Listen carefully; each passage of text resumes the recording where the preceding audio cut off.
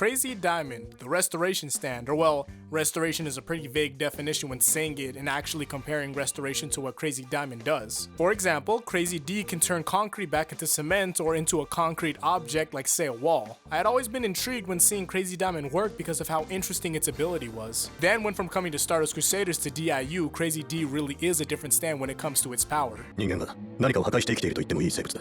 その中でお前の能力はこの世のどんなことよりも優しい。 Then with this power, I had noticed this one rule that you get with Crazy Diamond. You can't heal or well, restore yourself. I used to think that, oh, that makes no sense and this is a terrible rule and I hate it. But when you actually think about it, Crazy Diamond being able to heal himself would make him immortal because it's not healing, it's restoring, technically. With that, he should be able to restore people back to their peak body. If he had the ability to do so, there would be no reason to die unless Crazy Diamond is unable to get to insert person. But if it came to Josuke, then he could be immediately restored at any time unless something one-hit kills him. Even when something should immediately kill, he could find ways to get Crazy D to work.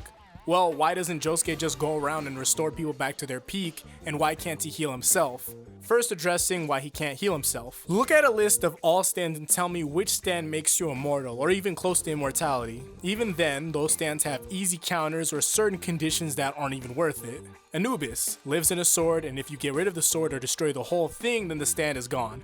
Gold Experience can prolong death, but the body is still dead technically. Notorious B.I.G. Now, I mean, look at it, come on. Look at the condition that you have to get it to work. The stand will live, but you just die. It's ridiculous. For the most part, user dies, then the stand dies. There's no stand that's going to make the user not age and defend them from everything. You can have one, but not the other. Crazy Diamond would be way too close to that if being able to heal Josuke. Now for why doesn't Josuke restore people by age? People need to die. It's totally fine to heal injuries to keep your friends alive, but to make everyone live a ridiculously large amount of time would be pretty bad when it comes to the standards of JoJo or even life itself. It's probably a moral code to Josuke also. Death being essential, he'd probably be fine with letting people go that are dying by age, but not when it comes to very situational things like say a heart attack. Meaning if Josuke's grandpa was slowly dying due to his time almost being up, he won't restore him back to when he was younger. But when Josuke's grandpa was attacked by Angelo, he went forward to try to bring him back because it wasn't his time yet. Now on to DIU and Crazy Diamond as a final note because I feel like this also connects to Crazy Diamond's ability. Take a look at this. Notice how the roles were switched between Kira and Josuke. Kira had been rewinding time due to Bites the Dust, save stating the universe or well restoring time back to a different point, but then Hayato broke Bites the Dust and then you have Josuke blowing it up out of proportion. Kidding on the Josuke part, but in the end you had Kira meet his fate in his own random way. Originally, Kira had thought he had this quote invincibility end quote.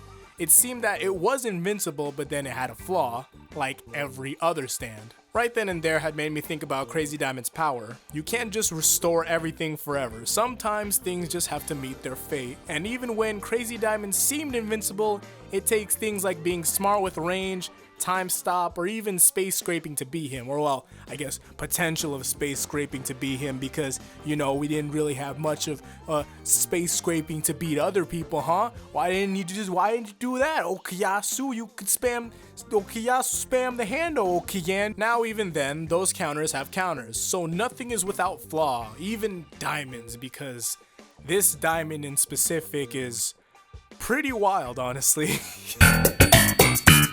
Thank you guys for watching. Sometimes I have moments on where I just really start thinking about certain stands, and I was going back and forth between Crazy Diamond and Weather Report recently. I also forgot to mention, I'm going to be trying to stream around possibly 5 hours each time. Starting at 4 p.m. Mountain Time, I'm going to start at even earlier and might stream twice a day on certain days.